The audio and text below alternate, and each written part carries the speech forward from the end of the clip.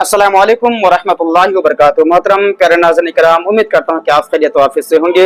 मेरे दोस्तों, आइए आज मुफ्ती सलमान रज़ी साहब किबला के ताल्लुक से उनकी क्या अपडेट है और वो क्या रिहा हो गए, क्या उनकी जमानत हो गई या फिर नहीं हुई है, उनकी क्या अपडेट है, क्या उनके वकील सुप्रीम कोर्ट पहुंच गए हैं, ये सारा कुछ मैं आपको बताऊं। बताने से पहले आइए आप सबसे पहले AIMIM के नेता वारिस पठान के जबान से आप पहले ये बातें सुन ले, उसके बाद फिर मैं आपसे कुछ बातें करूंगा।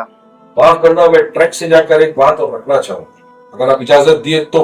3 मौजू से ऊपर एक और मौजू आया है देश के अंदर, वो ये है कि आज की तारीख में जो पोलराइज करने की पॉलिटिक्स चल रही है बीजेपी, वो है मुसलमानों को गाली दो, इस्लाम को गाली दो, हुजूर मोहम्मद मुस्तफा सल्लल्लाहु अलैहि वसल्लम की शान में गुस्ताखी करो, अपनी सियासत चमकाओ। ऐसे गुस्ताखी करने वालों को कोई इनकार नहीं है।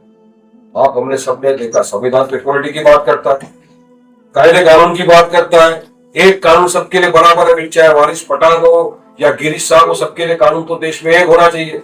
लेकिन जब हमारे मुफ्ती और मौलाना कुछ अशार पढ़ देते, कुछ अशार, किसी का नाम लिया गया, अगर कोई अशार पढ़ता है, मैं नाम लूंगा, चलो मुफ्ती सलमान अजहरी साहब का, मुफ्ती सलमान अजहरी साहब ने सिर्फ एक अशार पढ़ा, उनको अशार के लिए अरेस्ट कर दिया 2 घंटे में घाट के ऊपर से, वहां से अरेस्ट करके ले गए गुजरात में, आज तक वो जेल में। 4वें कानूनी प्रतिक्रिया बेल एप्लीकेशन वगैरह। अब वही मुल्कों को किस तरह से मुसलमानों के साथ बेइंसाफी होती है और किस तरह से मुसलमानों के लिए कानून अलग हो जाता है, वो ये है कि इन्हीं का एक रामगिरी मोहम्मद मुस्तफा सल्लल्लाहु अलैहि वसल्लम की शान में उसने गुस्ताखी की। आज तकरीबन उसको 15 दिन हो गए, तमाम महाराष्ट्र में नहीं देश भर के अंदर उसके खिलाफ FIR हुए, एहतजाज दर्ज हुआ, लेकिन उसको अब तक सरकार गिरफ्तार नहीं कर रही। हम लोग DGP के पास गए, मेमोरेंडम दिया, काम करते हैं, हमने कहा क्या वो रास्ते में पीसफुल आंदोलन करेंगे अगर आप उसको अरेस्ट नहीं करोगे। कानून बराबर होना चाहिए, अगर हमारे मौलाना और मुफ्तियों के लिए है तो वही कानून इनके लिए भी होना चाहिए। देखिए आज उसकी तो कल अपनी बारी हो सकती है, अगर सब साथ में खड़े नहीं हुए।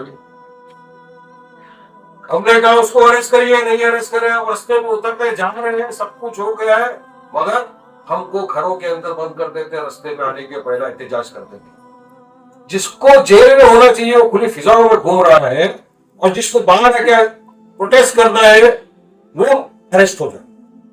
तो ये किस तरह का कानून में चल रहा है, तो हमको इस पर भी ध्यान करना पड़ेगा, वरना कल को ऐसा होगा कि मुसलमान दिख गया तो उसके लिए कोई कानून कायदा कुछ नहीं, उठाओ डालो।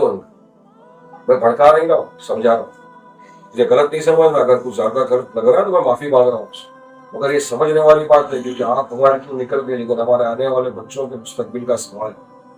कायदे के लिए वहां भी आवाज उठा रहा है। आज अगर हम आवाज नहीं उठाएंगे तो कल कोई भी आएगा उंडा गुंडा आके हमारे हुजूर के शान में गुस्ताखी करके चला जाएगा, हम सब बैठे रहेंगे और महाराष्ट्र के CM बोलेंगे तेरा बाल भी बाका नहीं होगा, मैं बैठा बोल कर, तो हमको उसके खिलाफ भी आवाज उठा। तो मेरे दोस्तों, आप लोगों ने ये वीडियो देख लिया, वारिस पठान ने क्या ही खूब अच्छी बात कही है। मेरे दोस्तों, काबिल तारीफ है जिस तरह से ये आवाज उठा रहे हैं।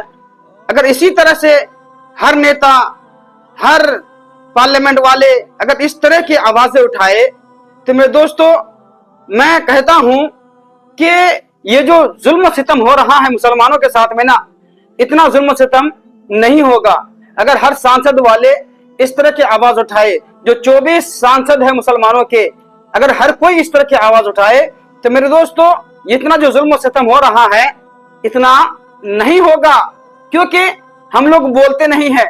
इसी वजह से कोई दूसरे हमारे सर पर चढ़ बैठते हैं और हम जो है उसको, उस बोझ को ढोते रहते हैं, हम आवाज नहीं उठाते हैं। इसलिए हमारे साथ आज ऐसा हो रहा है।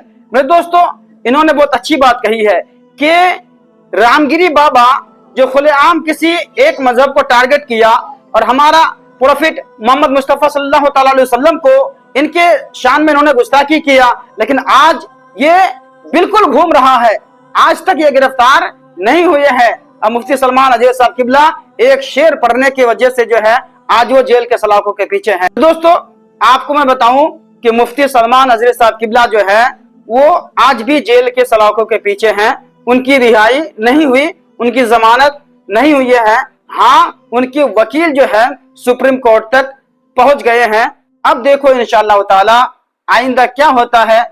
अल्लाह से उम्मीद तो यही है कि जो भी होगा अच्छा ही होगा और अच्छा ही रिजल्ट आएगा। मेरे दोस्तों, आपसे गुजारिश है कि अगर आप मेरे इस वीडियो को अगर आप YouTube में देख रहे हैं तो मेरे इस वीडियो को लाइक और शेयर जरूर करें। अगर आप फेसबुक वगैरह में देख रहे हैं तो आप मेरे फेसबुक पेज को जरूर फॉलो करें। अस्सलामु अलैकुम व रहमतुल्लाहि व बरकातुहू।